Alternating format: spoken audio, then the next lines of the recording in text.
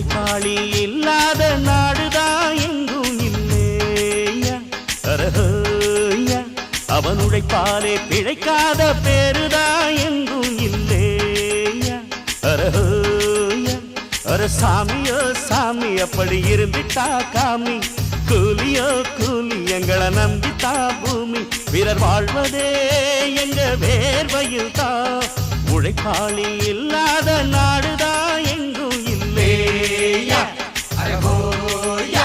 அவன் உழைப்பாலே பிழைக்காத பேரு